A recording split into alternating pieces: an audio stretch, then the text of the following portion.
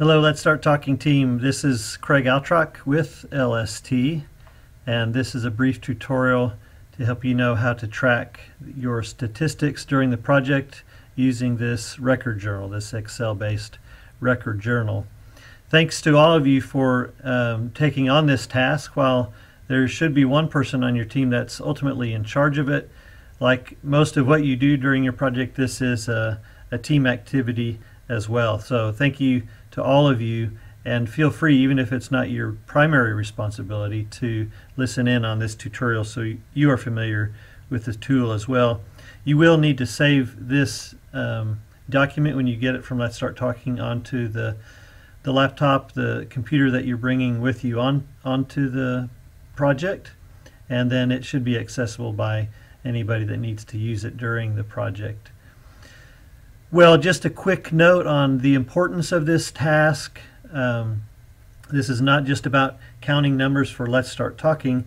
This is really, first of all, to help you manage the people God is bringing to you during your project, to make sure you know when they're coming, when they're supposed to come, to know if they're new or not, whether they didn't show up, whether they dropped. So, and then during the project it will give you a sense of the workflow for your entire team as well as for individual workers, and that's helpful for management purposes during the project as well.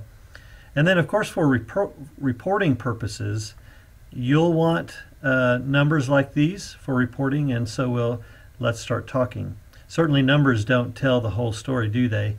But we all know numbers can help give people a good idea of what it was like to serve where God sent you. So all that to say, this is an important task. Thank you for doing it, and we trust and we know that you'll be doing this well during the project.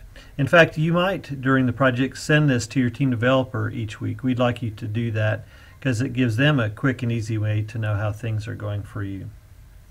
Okay, so you'll notice there are several tabs on this Excel document, and I'll walk you through these. We're on the instruction tab right now. You can read through the instructions yourself here. Quite easy, not so much text.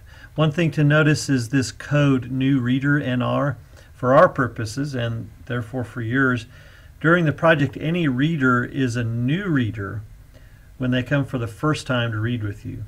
Even if they've read with prior Let's Start Talking teams, for you, for your purposes, and for this statistics journal, this record journal, they are a new reader. Okay, that's something you might want to remember.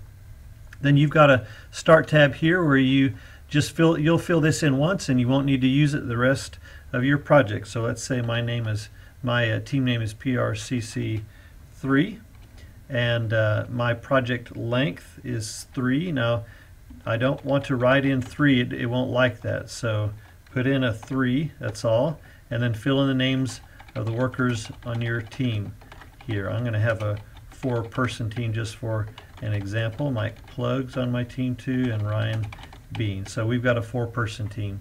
So you fill in these yellow areas once, and that's all you've got to do with that. What the worksheet's going to do then is pull in this information and start to customize the worksheet for you, which is very helpful.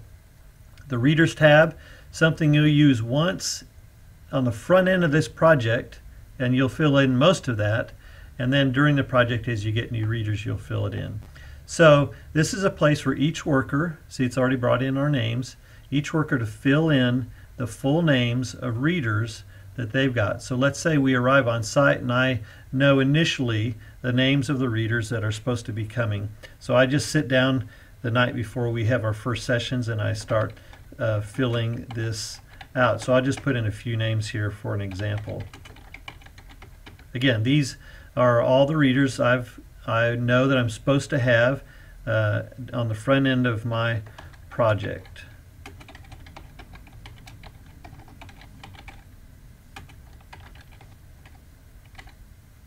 Okay, it will help you, you'll see in a second, help you if you'll fill in their full name for every reader. Okay, so I've filled that out initially, and let's say it's the middle of my project and I get a new reader. Well, I just come back to this tab then and put in that reader's name, and there they are. So each worker will fill that out. So something you'll do initially, and then just as you have new readers, you'll add them in. Doesn't have to be alphabetical. You don't have to try to sort this somehow. Just enter their names in. You've got a summary tab here. You'll see the note. You do not need to enter anything here. This is going to pull in information that you've entered elsewhere and start calculating for you. So see, it's put in the name of my team. I've told it it's a 3-week project, so it's only giving me 3 columns here. If I'd told it my project was 6, there'd be 6 columns here. And then as I enter information, it will start pulling in information to it. You have a party tab to simply enter the basic information about each party, this basic stats. So let's say it's let's say I do not have a party during week 1, but week 2 I do, and 12 readers come, and they bring a couple friends, and 5 church members come, and then I've got 4 people on my team. So that's 23 total. It's totaling for me, and you'll notice again on the summary tab that it puts that in to week 2. So that's your party tab. Pretty simple. What you'll use most often, daily, most likely, are these weekly tabs. You've got one weekly tab for each week of your project. They're listed Sunday through Saturday, and then you'll notice it's already carried into it the names of the readers that I gave it on that Start tab. Okay, so let's say it's the first Sunday on site. I don't have readers, but they start on Monday, so I've got one coming at 10. I click in here. It gives me a drop-down list. That list is coming from the readers' names I entered. So let's say that Adam is coming at 10.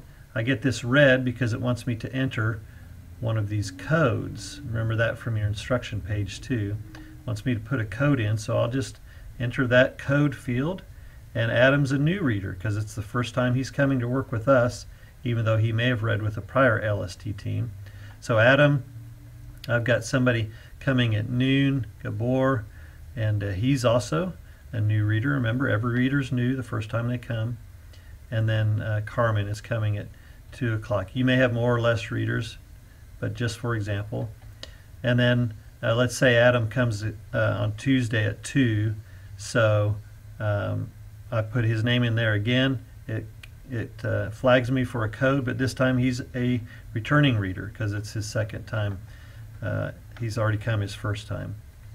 So if Adam was supposed to come on Friday at noon and he didn't show up, then I'm just going to say he was a no-show. He may call me on Saturday and say, hey, look, I've got some changes in my job. I just can't participate anymore. Well, I'll come back here then and I'll change this to a dropped reader because he's dropped from the project. Okay, so each day, each worker will come in here, fill this out, and make sure each reader's coded correctly. And then it's going to continue taking all the information you give it and start pouring it in to your summary page. Again, you don't have to do anything with this page as far as calculating. It's doing it all for you. Okay, so those are the main tabs on this document and how to use them. If you've got questions, talk to your team developer. Feel free to call the Let's Start Talking office. None of us are more than an email or a text message or a Skype away or a phone call. So just let us know what your needs are. This is intended to be easy. It's intended to help you and your team. So let us know what else we can do to make it a better tool. And may God bless each of you on your team and use you in a great way during this project. What a privilege it is to serve with you.